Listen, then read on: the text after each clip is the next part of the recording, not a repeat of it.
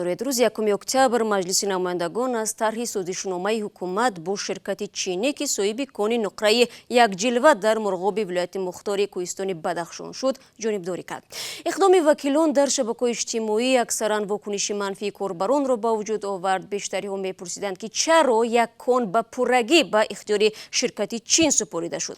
همکارم عبدالله شورف اخیراً با متن سازشنامه حکومت و شرکت چین مشغول بود و حالا با ما در استودیو است و آماده صحبت.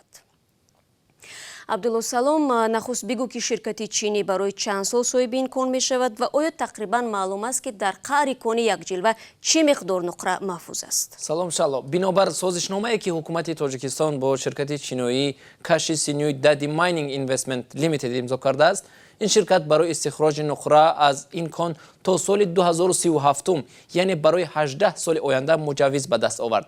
هرچند فاروق همرعلیزاده رئیس کمیته دولتی سرمایه‌گذاری و اداره اموال دولتی در پارلمان در نزد وکیلان گفته بود که این کان برای 7 سال آینده به اختیار شرکت چینی داده می شود.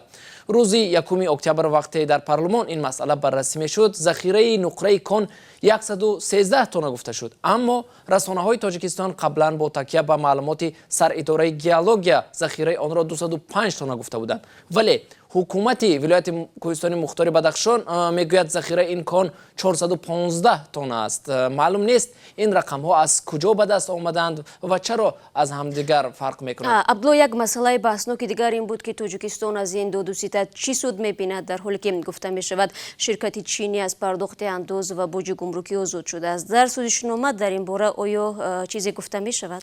بنابر نکات سازشنامه شهلا، شرکت چینی در 3 سال اول عهدهدار می شود 40% کارگران را از تاجیکستان و 60% دیگر را از خارج جلب کند.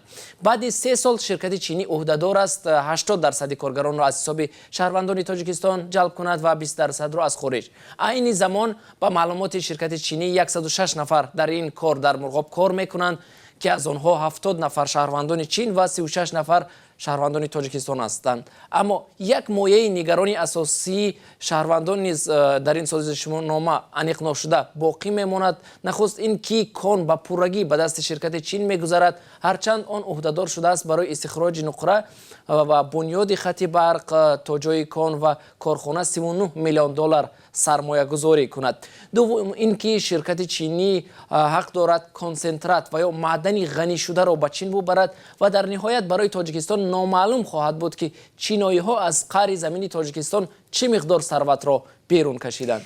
سپاس عبدالله برای صحبت.